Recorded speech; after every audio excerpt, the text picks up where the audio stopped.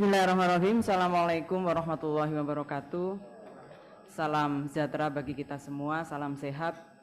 Alhamdulillahirrabbilalamin. Salatu wassalamu ala asrofil mursalin Muhammadin wa ala alihi wassohbi ajmain. Amma ba'du. Yang sama-sama kita hormati dan selalu kita doakan sehat walafiat Ketua Dewan Pers Pak Bakir Manan, dan yang melanjutkan Ketua Dewan Pers Prof. Azra, seluruh anggota Dewan Pers yang hadir di offline maupun online, juga para pimpinan lembaga pemerintah maupun lembaga negara. Pak Hardi, terima kasih mewakili Komisioner KPI Pusat, makasih sudah hadir. Mbak Rina dari Sekjem Koninfo, terima kasih banyak. Yang juga kita doakan sehat walafiat, Wakil Ketua KIP Pak Arya, senang Pak sudah dapat cerita soal Turki tadi. Pak Didin, terima kasih banyak. Humas BNPT, Pak Dede, perwakilan dari Menko Polhukam, terima kasih Pak sudah hadir. Pak Puspen TNI, Pak Wakil, terima kasih banyak Pak Kris. Lalu dari SPS ada Mbak Lila, kemudian ada Ketua AMSI, yang juga kita harus berterima kasih luar biasa atas kehadiran partisipasinya. Pak Wariki, monggo Bapak langsung ke depan aja Pak. Bapak langsung ke depan aja Pak. Kemudian Bu Retno, makasih Bu Retno. Ya, terima kasih sekali kehadirannya. Pak Imam, makasih. Dan Bapak Ibu yang tidak bisa saya sebutkan satu persatu, yang juga kita patut bersyukur adalah Pak Asep, beliau ini Dewan Pers. Saya yang melanjutkan. Sebagaimana yang tadi disampaikan oleh moderator, hari ini saya diminta untuk menyampaikan hasil Indeks Kemerdekaan Pers 2022. Di pembukaan Bapak Ketua tadi sudah menyampaikan kenapa Indeks Kemerdekaan Pers ini penting, tetapi ini jangan dianggap sesuatu yang final. Saya kira kita mengakui mandat yang ditetapkan di dalam Undang-Undang Pers tahun 99 nomor 40 bahwa pengembangan kemerdekaan pers dan meningkatkan kehidupan pers nasional menjadi tanggung jawab salah satunya adalah Dewan Pers. Oleh karena itu, upaya IKP ini bertujuan untuk melihat cerminan situasi derajat kemerdekaan pers diukur dalam kurun waktu tertentu. IKP ini tujuannya ada beberapa hal, diantaranya memantau perkembangan kemerdekaan pers Indonesia, mengidentifikasi persoalan-persoalan yang muncul, memberi kontribusi bagi peningkatan kesadaran publik, serta menyajikan kajian yang secara empiris kita dapatkan dari berbagai wilayah. Dan hasil akhir dari yang tersaji di dalam IKP ini, seperti yang tadi disampaikan oleh Bapak Ketua, tidak menghentikan langkah kita untuk memajukan kemerdekaan pers. Bapak dan Ibu, kami ingin menyampaikan metodologi survei IKP. Survei IKP ini dibantu dengan luar biasa oleh Sukovindo di dalam penyelenggaraannya. Ya, kita secara metodologi menggunakan mixed method. Jadi ada metode kuantitatif dengan menyampaikan instrumen kepada narasumber dengan 75 pertanyaan, tetapi juga ada metode wawancara, termasuk wawancara pada ahli dan informan yang dilakukan dengan cara FGD. Narasumber secara kualitatif jumlahnya kita anggap cukup representatif karena sudah melibatkan 340 orang, 10 orang ahli di tingkat pusat dan di tiap-tiap daerah di 34 provinsi. Selanjutnya kalau dilihat dari alur survei yang dilakukan di IKP 2022, penilaian indeks kemerdekaan pers itu ada 3 variabel penting, yaitu lingkungan fisik dan politik, lingkungan ekonomi, dan lingkungan hukum dengan masing-masing 9, 5, dan 6 indikator. yang kemudian ini diturunkan menjadi instrumen baik diuji secara kuantitatif maupun kualitatif, yang pengambilan samplingnya itu di setiap provinsi ada 10 orang ahli, ya. Nah, nilai IKP ini diberi bobot nilai rata-rata dan dari nilai 20 indikator, dan ini diposisikan sebagai nilai sementara IKP provinsi. Kemudian dilengkapi dengan FGD provinsi, ya FGD yang menghadirkan ahli, dan itulah yang kemudian memposisikan nilai sementara yang diperoleh secara kuantitatif menjadi hasil final IKP provinsi. Hasil final IKP provinsi kemudian diambil rata-rata hasil final ini sebagai hasil final IKP nasional dan dilengkapi dengan FGD National Assessment Council yang beberapa Bapak dan Ibu di antara juga hadir pada saat diskusi dengan menghadirkan 7 ahli pers nasional, kemudian ada perwakilan dari provinsi, dan kemudian hasil inilah yang diposisikan sebagai hasil IKP nasional. Oleh karena itu, secara metodologi yang menempatkan metode kuantitatif dan kualitatif, 70% IKP provinsi sebagai sumber ditambah 30% IKP di tingkat nasional. Kenapa kita meletakkan IKP provinsi sebagai basis data utama 70%? Karena kita tahu harapannya adalah representasi secara empiris bagaimana kehidupan pers di Indonesia.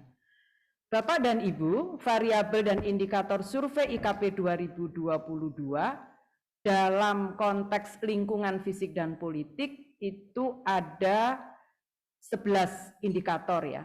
Mulai dari kebebasan berserikat bagi wartawan, kebebasan dari intervensi, kebebasan wartawan dari kekerasan, kebebasan media alternatif, keragaman pandangan dalam media, informasi akurat dan berimbang, akses atas informasi publik, pendidikan insan pers, dan kesetaraan akses bagi kelompok rentan. Jadi ada total 9 indikator.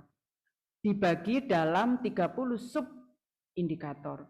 Untuk lingkungan ekonomi total ada 5 indikator dengan 27 sub indikator.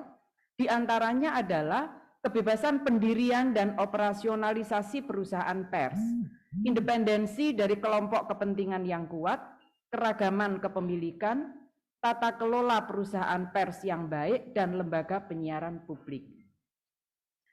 Lalu untuk lingkungan hukum itu ada 6 indikator dengan 18 subindikator, di antaranya adalah independensi dan kepastian hukum lembaga peradilan, kebebasan mempraktekkan jurnalisme, kriminalisasi dan intimidasi pers, etika pers, mekanisme pemulihan, serta perlindungan hukum bagi penyandang disabilitas. Ibu dan Bapak, 5 kelas kategori kemerdekaan pers, yaitu dimulai dari sangat baik dengan rentang penilaian 90-100, artinya bebas merdeka begitu ya. 70-89 baik, itu cukup bebas, 56-69 sedang atau agak bebas, 31-55 buruk atau kurang bebas, dan 1-30 sangat buruk atau tidak bebas. Tadi dalam bincang informal, Bapak Kapus Pen sempat menanyakan, siapa yang menentukan indikator, siapa yang meletakkan variabel. Bapak dan Ibu, penentuan variabel dan indikator tidak dikerjakan sendiri oleh Dewan Pers, tapi melibatkan konstituen, melibatkan Bappenas, melibatkan pemerintah dan lainnya, sehingga indikator dan variabel adalah menjadi parameter kita bersama, termasuk metodologi, bahkan capaiannya kita melibatkan. Lalu bagaimana hasil survei tahun 2022? Yang pertama, kemerdekaan pers dalam kondisi cukup bebas sepanjang tahun 2021. Apa dan bagaimana penilaiannya? Mari kita lihat satu persatu. IKP nasional, jadi ini yang tingkat nasional ya, sebesar 77,88 naik 1,86 poin dari IKP 2021. Jadi ada kenaikan nilai pointers ya dari variabel-variabel maupun subvariabel terkait dengan kebebasan pers. Tren kenaikan dalam 5 tahun terakhir ini terlihat dari 2018 sampai 2022. Nah ini alhamdulillah ya, berarti pemerintah bekerja keras untuk melakukan edukasi, melakukan penguatan kapasitas, melakukan pendampingan baik pada jurnalis maupun para perusahaan pers. Dan ada kerja efektif yang dilakukan oleh Dewan Pers, KIP, dan lainnya. Kalau kita perhatikan kenaikannya yang tertinggi memang kenaikan di tahun 2021 ke 2022 dari 4,71 dan terakhir adalah kenaikannya 1,86. Tentu ini outcome melibatkan banyak pihak sehingga kemerdekaan pers memiliki kenaikan yang cukup signifikan. Hasil IKP selama 5 tahun tentu belum mencapai kelas kategori kemerdekaan pers bebas seperti yang angkanya sudah kita tetapkan bersama, yaitu angka 90 sampai 100. Kenaikan yang relatif tipis di setiap tahunnya masih memerlukan sinergi upaya ekstra kita semua. Mulai dari sistem perencanaan yang harus terukur dengan melibatkan seluruh pemangku kepentingan, ya. Siapa pemangku kepentingan pers? Tentu perusahaan pers dan jurnalis, tetapi juga harus ada dukungan situasi yang kondusif dari lembaga pemerintah, lembaga penegak hukum, lembaga termasuk dari masyarakat di dalam membuka kemerdekaan pers ini. Upaya perbaikan harus mencakup semua indikator yang dipakai untuk menilai kemerdekaan pers nasional. Ibu Bapak, lalu bagaimana dengan dinamika IKP per provinsi? Kalau kita perhatikan, ada 3 provinsi dengan nilai IKP tertinggi, yaitu Kalimantan Timur. Nah, ini berarti tepat ya dipakai sebagai kota ibu kota negara Republik Indonesia yang akan datang. Dengan angka yang juga cukup lumayan bagus ya, walaupun belum bebas yang 90 sampai 100. Yaitu nilainya 83 sampai 83,78. Jambi 83,68 dan Kalimantan Tengah 83,23. Provinsi dengan nilai IKP terendah adalah Papua Barat, Maluku Utara, dan Jawa Timur. Nah ini Pak Ketua Dewan Pers, tapi juga saya mohon perhatian juga dari Menko Polhukam yang membawai kementerian lembaga termasuk di dalamnya penegakan hukum gitu ya. Kenapa Jawa Timur jadi tinggi banget ya? Kenapa jadi nilai IKP-nya terendah gitu? Kurang apa Jawa Timur sebagai provinsi terbesar? Ini PR bagi kita semua ya. Lalu 3 provinsi dalam posisi tengah yaitu NTB, DKI Jakarta, dan Sulawesi Utara. Tentu 2 provinsi terbesar di Indonesia ini juga harus menjadi catatan bagi Menko Polhukam, terutama nanti kita sisir pada variabel mana dan subindikator mana yang masih memerlukan dukungan kita semua. Karena seperti yang tadi saya sampaikan, IKP adalah outcome, kerja bersama, bukan kerja Dewan Pers, bukan kerja kawan-kawan jurnalis saja, bukan hanya kerja perusahaan pers, tapi yang lebih utama adalah kerja pemerintah, stakeholder pemerintah, para pemangku kepentingan dan masyarakat juga perlu memberikan dukungan. Oleh karena itu selama kurun 2018 sampai 2022 yang selalu berada pada zona nilai IKP 5 terbawah adalah Papua, ini 5 kali, dan ini kalau saya memperhatikan hasil indeks yang indeks pembangunan gender misalnya yang dikeluarkan oleh Bappenas dengan Kementerian Pemberdayaan Perempuan, Papua juga pada posisi yang terendah. begitu ya. Lalu Papua Barat, Maluku dan seterusnya. Ini saya kira juga PR bagi kita. Papua Barat 4 kali selalu di posisi terendah, Provinsi Maluku Utara dan Jawa Timur 3 kali, dan Provinsi Banten 2 kali. Nah, ini kita PR banget, kita kasih atensi sama-sama begitu ya, terutama untuk wilayah Papua, Papua Barat, Indonesia Timur ya, karena memang membutuhkan dukungan kita semua. Catatan IKP provinsi tertinggi dan terendah. Untuk Kalimantan Timur, Komisi Informasi Provinsi itu responsif dalam memberikan informasi yang diperlukan wartawan atau masyarakat. Kita kasih aplaus dulu untuk KIP. Lalu ada dukungan Diskominfo yang cukup signifikan terhadap peningkatan kapasitas jurnalis. Jadi kalau ditanya kenapa tinggi, ada intervensi ini yang cukup signifikan. Yang ketiga ada upaya peningkatan kapasitas wartawan di Kalimantan Timur tetap berjalan meskipun di situasi pandemi. Catatan lain, masih terdapat hal yang perlu dibenahi yaitu tata kelola perusahaan pers, terutama terkait kepatuhan terhadap pemenuhan kesejahteraan wartawan, gaji sesuai IMP plus 13 kali gaji. Ini yang masih memerlukan atensi. Saya nambahin nih di luar catatan ini. Salah satu atensi yang ini mungkin nanti dipikirkan Pak Waridi ke depan.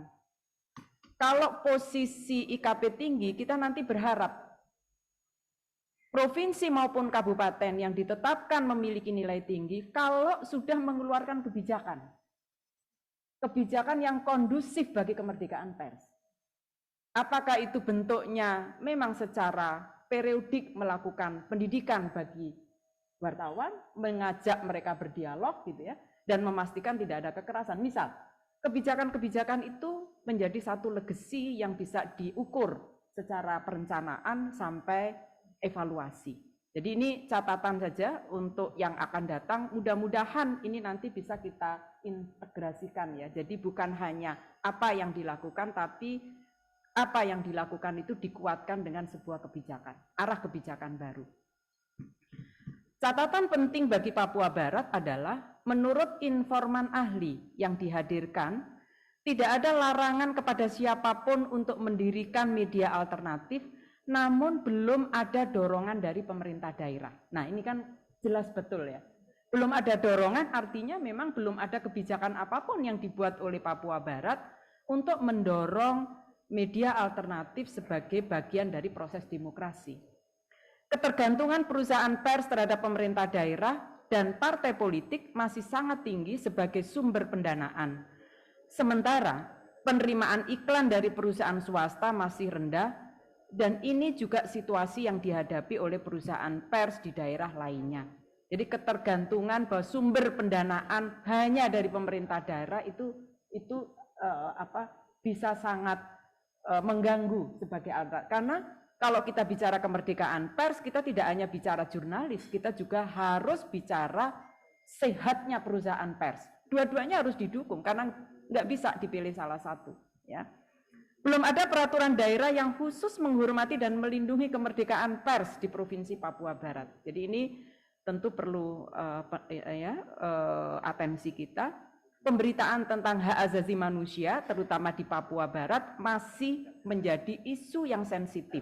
Nah, Pak Kapuspen, mungkin kita bisa sama-sama nih Pak, Papua dan Papua Barat itu kan TNI banget pendekatannya kan masih sekarang ini, dan kita bisa memahami kenapa itu masih dipakai sebagai strategi, tapi mari sama-sama terkait kemerdekaan pers, kita challenge Pak, kita membuat pelatihan atau apapun, untuk memastikan bahwa situasi apapun di Papua dan Papua Barat tidak mengurangi kemerdekaan pers. Akses informasi di Papua Barat juga masih sering ditutup oleh pihak keamanan. Lah, saya baru mau baca, udah keceplosan ngomong duluan. Jadi poinnya di situ, apapun situasinya, keterbukaan informasi menjadi satu kebutuhan ya di dalam rangka perbaikan ke depan. Ini sama-sama nanti kita dengan Pak Menko Polhukam kebetulan yang mewakili hadir. Yang ketiga, situasi positif yang perlu dipertahankan atau ditingkatkan. Yang pertama adalah kebebasan berserikat bagi wartawan. Kita bersyukur tidak ada upaya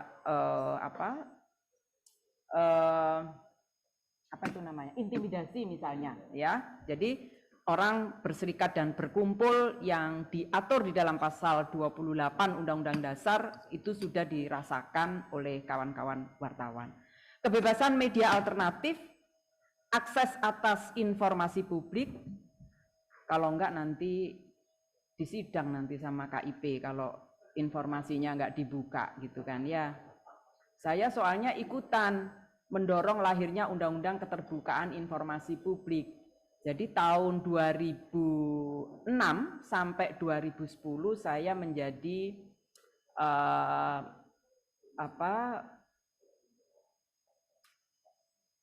ahli untuk mendorong lahirnya Perda Transparansi dan Partisipasi di 16 kabupaten, 9 provinsi. Dan alhamdulillah yang terakhir itu di Madiun. Nah, jadi kayak makan bubur gitu, di pinggir dulu. Rupanya harus perda dulu, baru meyakinkan pemerintah pusat perlu lahirnya Undang-Undang Keterbukaan Informasi Publik waktu itu. Jadi menjadi legal drafting spesialis, saya keliling dari satu kabupaten di Bulukumba, sampai di Madiun, sampai di Bualemo dan Bolmong. Itu riwayatnya dengan Pak Alamsyah Syaragi. Lalu keragaman kepemilikan, kriminalisasi dan intimidasi pers. Maknanya apa dengan situasi positif ini? Ketika indikator kebebasan berserikat bagi wartawan menempati peringkat tertinggi, artinya minim intervensi perusahaan pers terhadap wartawan untuk mengikuti organisasi mana yang dipilih. Bebas sebetulnya orang berserikat di mana saja karena itu bagian dari hak individual. Tidak ada ancaman pemberedelan, keterbukaan kesempatan bagi pemenuhan prasyarat mendirikan perusahaan pers, tapi gitu ya, juga nggak boleh seenak-enaknya. Kebetulan oleh pimpinan Dewan Pers saat ini disepakati saya menjadi Ketua Komisi Pendataan, Verifikasi Pers dan Penelitian. Kami masih melihat atensi untuk mendirikan perusahaan pers itu sangat-sangat tinggi. Ya, terutama diinisiasi oleh wartawan yang sudah punya status utama, Pak Zed. Kalau sudah punya status utama itu kayak, wah ini kartu nih mendirikan perusahaan. Tentu ini harus diapresiasi, tetapi ada persyaratan-persyaratan yang tetap harus dipenuhi. Fakta bahwa media siber dan media alternatif berkembang pesat, ya, dimaknai sebagai adanya kemerdekaan pers yang baik, meski banyak dari media tersebut yang belum terverifikasi Dewan Pers. Jadi jangan diposisikan Dewan Pers itu, khususnya saya dan kawan-kawan di Komisi Pendataan dengan Mas Asmono itu kejam gitu ya. Kalau tidak belum terverifikasi, belum memenuhi, jangan menganggap Mbak Rita judes gitu ya. Tapi memang harus itu yang kami lakukan. Untuk apa? Supaya memang teman-teman media meskipun bebas mendirikan perusahaan, bebas menulis, tetap patuh pada kode etik jurnalistik dan prasyarat-prasyarat lainnya. Itu saja sebetulnya, sehingga tidak mempengaruhi hoax yang terus berkembang di media kita. Bapak dan Ibu, situasi yang belum berubah dari IKP sebelumnya adalah, ini yang paling penting saya kira Pak Menko Polhukam yang mewakili hadir pada hari ini. Kekerasan terhadap wartawan yang masih mewarnai pers Indonesia. 3 provinsi yang perlu perhatian atas situasi ini adalah Sumatera Utara, Maluku Utara, dan Jawa Timur. Nah itu Bapak jawabannya, Bapak Ibu, kenapa Jawa Timur yang provinsi terbesar lalu IKP-nya rendah? Rupanya ada situasi kekerasan terhadap wartawan. Masih ada intimidasi dan kekerasan non-fisik pada wartawan oleh oknum aparat negara karena isi pemberitaan. Wartawan masih kerap dihalang-halangi ketika sedang melakukan peliputan.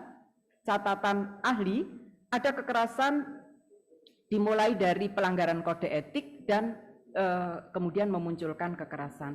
Masih terhadap kasus pers yang dibawa ke kasus pidana oleh aparat penegak hukum. Meskipun untuk Kabupaten Sumeneb ya kemarin ya, Sumeneb ya, ada tindakan yang baik yang dilakukan oleh pemerintah daerah dengan menolak memberikan informasi atau kerjasama dengan media-media yang belum terverifikasi. Jadi memang nggak perlu. Kalau memang belum terverifikasi, nggak usah diajak kerjasama, nanti malah bikin hoax. Itu. Kami menghargai itu. Ya, karena sesuai mandat di Undang-Undang 40/99, memang verifikasi terhadap jurnalis maupun perusahaan pers itu kewenangan yang diberikan pada Dewan Pers. Kasus-kasus pidana oleh aparat penegak hukum, kita juga patut mensyukuri dipimpin oleh Prof. Azra, kita melakukan koordinasi MOU dengan Pak Kapolri, dan sudah ada kesepahaman bahwa kalau ada laporan pidana terhadap jurnalis begitu, maka terlebih dahulu disampaikan kepada Dewan Pers gitu. Apakah ini pidana sebagaimana Undang-Undang ITE atau KUHP, atau sebetulnya ini sengketa pers? Karena kalau sengketa pers maka penyelesaiannya adalah sesuai Undang-Undang 40, bukan pidana. Nah, ini arah baik yang terus kita lakukan dari periode sebelumnya sampai dengan periode ini. Jaminan kesejahteraan bagi wartawan masih minim, 12 provinsi mendapatkan nilai rendah pada indikator tata kelola perusahaan yang baik, karena tidak memberikan gaji wartawan sesuai UMP atau 13 gaji, bahkan ada yang epok-epok memberikan gaji dari hasil verifikasi saya dan kawan-kawan kalau ke lapangan ya. Jadi epok-epok itu pura-pura. Jadi seperti memberi gaji, karena itu dikirimkan ke kita gitu ya, tapi sebetulnya tidak seperti yang diterimakan kepada wartawannya, sehingga melakukan gugatan. Dan gugatannya balik ke kita lagi.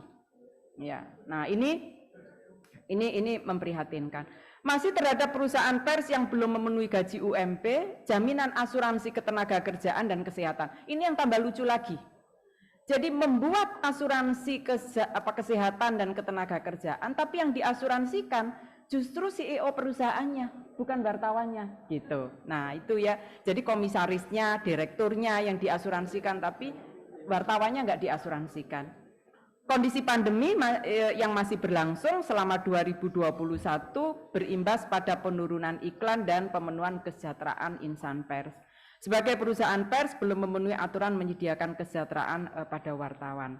Situasi yang belum berubah dari IKP sebelumnya juga terkait pemenuhan hak akses informasi bagi penyandang disabilitas yang belum memadai ya. Dari 25 provinsi belum membentuk peraturan daerah yang mewajibkan media massa untuk menyiapkan berita yang dapat dicerna oleh penyandang disabilitas, misalnya tunarungu maupun tunanetra.